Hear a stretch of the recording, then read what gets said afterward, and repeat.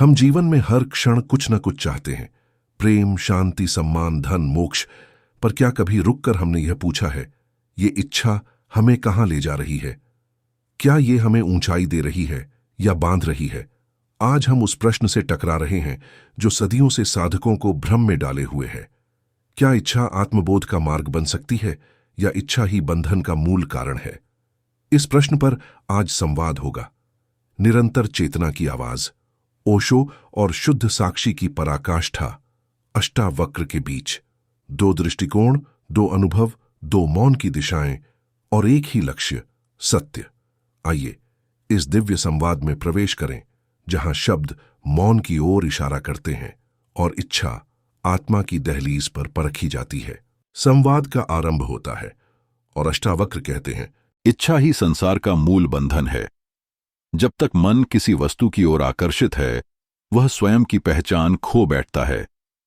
तुम जिसे जीवन कहते हो, वह वास्तव में इच्छाओं का एक अंतहीन भ्रम है। एक इच्छा पूरी होती है, दूसरी जन्म लेती है। यह श्रृंखला कभी रुकती नहीं और इस चक्र में तुम जन्म जन्मांतर तक बंधे रहते हो। तू कौन है? न शरीर, न मन, न इंद्रियों का खेल। तू शुद्ध चैतन्य है, साक्षी है, जो केवल देखता है पर कभी उलझता नहीं। जब तू इच्छाओं की ओर नहीं, स्वयं की ओर देखना शुरू करता है, तभी तू जानता है कि मुक्त होना तेरा स्वभाव है और बांधना एक भ्रांति। इच्छाएं अग्नि हैं, जो जितनी पूर्ण होती हैं उतनी ही और भड़कती हैं। इसीलिए मैं कहता हूं, इच्छा का नहीं, साक्षी का वरण करो। जहां इच्छा का अंत है, वहीं से सत्य की शुरुआत होती है। शांति तुम्हारे बाहर नहीं, भीतर उसी क्षण है जब तुम कह सको, मुझे कुछ नहीं चाहिए, और उसी क्षण तुम स्वयं को जान जाते हो। इस पर ओशो कहते हैं, आपकी बात सत्यम है, इच्छा बंधन बन सकती है, लेकिन मैं थोड़ी बात जोड़ना चाहूंगा। मैं कहता हूं, इच्छा को त्यागो मत, उसे दबाओ मत, भागो मत उससे, क्योंकि जो तुमसे जितना छिपाया जाता है वही भीतर सबसे ज्यादा गहराई से बैठ जाता है। मैं तो कहता हूं, इच्छा को देखो, जानो, उसके साथ बैठो, उसकी जड़ में उतर जाओ पूरी जागरूकता से। और जब तुम पूरी होश से एक इच्छा को जीते हो, तब तुम पाते हो कि उसमें कोई सार नहीं था। लेकिन यह जानना तब तक सच्चा नहीं होता जब तक तुम उसे जिए बिना त्याग देते हो। इच्छाएं बुरी नहीं हैं, वे तो संकेत हैं कि तुम्हारे भीतर कोई खोज चल रही है, परम की खोज, लेकिन उल्टे रास्तों से।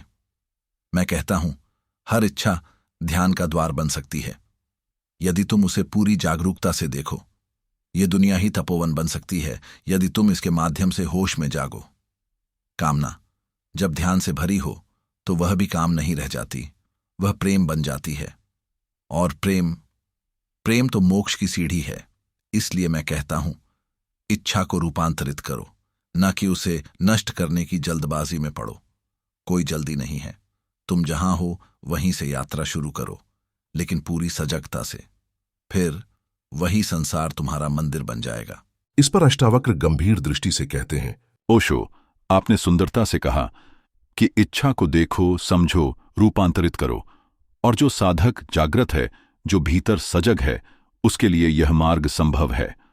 परंतु मैं उन साधकों की बात करता हूं जो अभी अंधकार में हैं, जिनकी चेतना अभी सोई हुई है, जो इच्छा को ही जीवन मान बैठे हैं।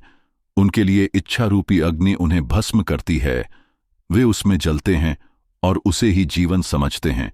इसीलिए मैं कहता हूं, पहले अपने से पीछे हटो, साक्षी बनो। जो इच्छाएं आ रही हैं, उन्हें पकड़े नहीं रहो, सिर्फ देखो, लेकिन जुड़ो मत। जब देखना पूर्ण हो जाता है, तभी रूपांतरण होता है, लेकिन वह तब होता है जब कोई कुछ करना नहीं चाहता।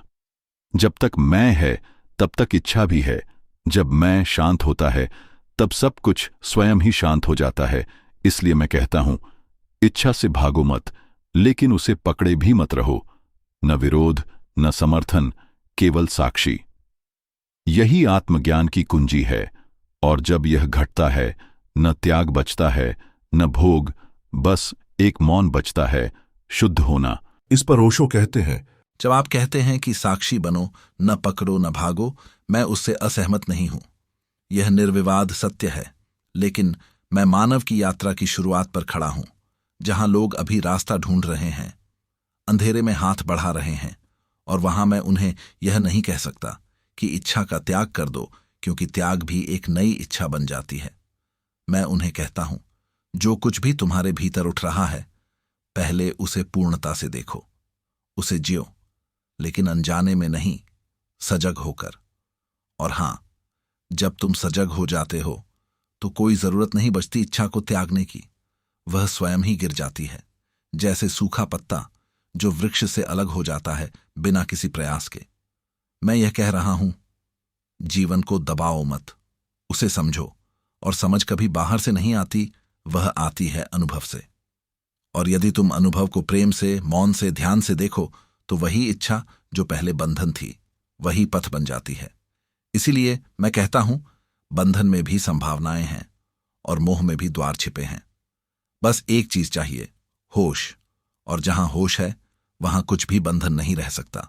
इसके बाद अष्टावक्र कहते हैं, ओशो, तुमने जो कहा वह प्रेम से भरा हुआ है, करुणा से सिक्त है, और मैं देख सकता हूं तुम्हारी दृष्टि में मनुष्य की यात्रा के प्रति एक गहन स्वीकार है। यह भी एक सुंदर मार्ग है, माया से गुजरकर माया को पहचानना। पर मेरी दृष्टि में जो देख रहा है उसे कहीं जाना नहीं है, उसे बस याद करना है कि वह कौन है, और वह स्मरण ही मुक्ति है। तुम कहते हो अनुभव के द्वारा रूपांतरण होगा। मैं कहता हूं, अनुभव भी मन का ही खेल है, साक्षी को किसी अनुभव की आवश्यकता नहीं। लेकिन मैं यह भी देखता हूं कि तुम्हारा मार्ग उन्हीं के लिए है जो अभी गहरे सोए हुए हैं, और उन्हें धीरे धीरे जगाना है, प्रेम से, हंसी से, गीत से, और वह भी अनंत की ही योजना है। इसलिए आज इस क्षण कोई विरोध नहीं है, कोई मतभेद नहीं है।